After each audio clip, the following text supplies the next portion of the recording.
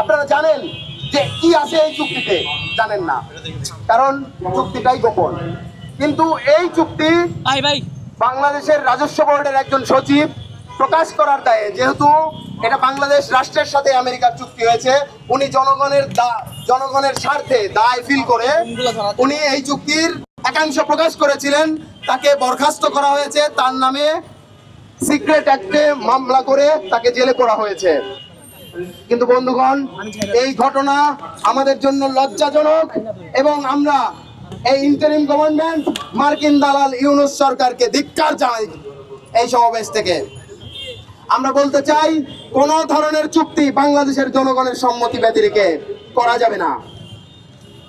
বাংলাদেশের জনগণের স্বার্থ, বাংলাদেশের আপামর মেহনতি মানুষের স্বার্থ বিকিয়ে দিয়ে কোন ধরনের বিদেশি সাম্রাজ্যবাদী শক্তির সাথে কোন ধরনের চুক্তি বা আপোষ রফা করা যাবে না। যেমনটা আমরা পূর্বে যেই বন্দর এবং করিডোর নিয়ে বাংলাদেশের সরকার একটি বিদেশি কোম্পানির সাথে চুক্তি করতে যাচ্ছিল, আমরা সেটারও বিরোধিতা করেছিলাম। আমরা বলেছিলাম যে বাংলাদেশের বন্দর, বাংলাদেশের মাটি, বাংলাদেশের মোহনা কোনোভাবেই কোনো বিদেশিদের শর্ত সাপেক্ষে চুক্তি করা যাবে না। কিন্তু বন্ধুগণ, চুক্তি তো করতেই হয়, চুক্তি তো দেশে দেশে কালে কালে হয়েই থাকে। কিন্তু সেই চুক্তি কি গোপনে করার জিনিস? বাংলাদেশ রাষ্ট্রের স্বার্থে চুক্তিও যদি হয়, সেই চুক্তি তো আমরা মেনে নেব। কিন্তু এভাবে করে গোপনে বাংলাদেশের জনগণের স্বার্থ বিকিয়ে দিয়ে জনগণের স্বার্থের পরিপন্থী যদি কোনো চুক্তি করা হয়, সেই চুক্তি আমরা মানব না এবং সেই চুক্তি বাংলাদেশের জনগণ মানে না। 1 বছরও পূর্ণ হয় নাই, একটা রক্তাক্ত অভ্যুত্থানের মধ্যে দিয়ে বাংলাদেশ একটা নতুন বাংলাদেশ হওয়ার স্বপ্ন দেখেছিল।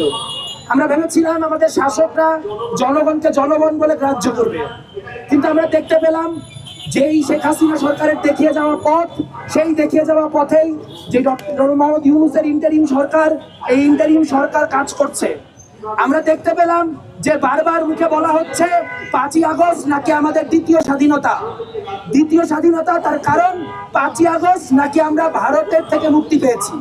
এরকম হাস্যকর এবং বাটপারি কথা ডক্টর মোহাম্মদ ইউনূস এবং ইউনূসের যে দালাল, যাদেরকে জেনজিরা মাঝামাঝি ফাইজলামি করে বলে, পার্ডন মাই ফ্রেঞ্চ, ইউনুসেক্সুয়াল, সেই ইউনুসেক্সুয়ালদেরই মানায়। কারণ আমরা দেখতে পাচ্ছি যে যখন একদিকে ভারত থেকে আজাদির গল্প বলা হচ্ছে, তখন একই সময় ডক্টর মোহাম্মদ ইউনূস নরেন্দ্র মোদীকে আম পাঠিয়ে ডিপ্লোমেসি করছেন এবং সেই একই সময় সীমান্তে বাংলাদেশের নাগরিকরা খুন হচ্ছে। আমরা দেখতে পাচ্ছি একদিকে আদানির যেই চুক্তি, সেই চুক্তি অব্যাহত রয়েছে। আমরা এতগুলা বড় বড় কথা বলার পর আগের মতোই ক্যাপাসিটি চার্জ দিয়ে আদানির থেকে বিদ্যুৎ গ্রহণ করছি। আমরা দেখতে পাচ্ছি রামপাল বিদ্যুৎ কেন্দ্রের কথা সরকারের তরফ থেকে একবারও উচ্চারিত হচ্ছে না, অথচ সেই সরকার যারা পরিবেশ রক্ষার দোহাই দিয়ে আপনার সেন্ট মার্টিনের জনগণকে তাদের জীবিকাকে হুমকির মুখে ফেলে দিচ্ছেন। কিন্তু সেই সরকারি পৃথিবীর বৃহত্তম ম্যানগ্রোভ ফরেস্টে একটা রামপাল বিদ্যুৎ কেন্দ্রের যে চুক্তি, সেই চুক্তির মতো চুক্তি হয়ে গেল, সেই চুক্তি নিয়ে একটা শব্দ উচ্চারণ করছে না। অর্থাৎ আমরা দেখতে পাচ্ছি ভারতের থেকে আর্থসামাজিক কোনো মুক্তি ঘটেনি, বরং একই সঙ্গে মার্কিন যুক্তরাষ্ট্রের হাতে দেশ বিক্রি করে দেওয়ার যে পায়তারা, সেই পায়তারা আমাদের কাছে স্পষ্ট। আমরা দেখতে পাই যখন একটা সরকার কোনো প্রকাশ্য চুক্তি, নন ডিসক্লোজার এগ্রিমেন্টের মধ্য দিয়ে একটা অন্য রাষ্ট্রের সঙ্গে চুক্তি করে, তখন আমরা বুঝতে পারি এই চুক্তিতে এমন অনেক বিষয় রয়েছে যে বিষয়গুলো জনগণের সামনে আনলে জনগণ তা প্রত্যাখ্যান করবে। এবং আমরা দেখতে পাই একজন দায়িত্বশীল নাগরিক মুকিতুল হাসান, তিনি একজন সচিব হওয়ার পরেও সেই ট্যারিফের বদলে আমরা সর্বোচ্চ মার্কিন যুক্তরাষ্ট্রকে কি অফার করতে পারি? আমরা বলতে পারি যে আপনারা যদি আমাদের পণ্যের উপর শুল্ক কমান, তাহলে আমরাও আমাদের আপনার পণ্যের উপর শুল্ক কমাবো।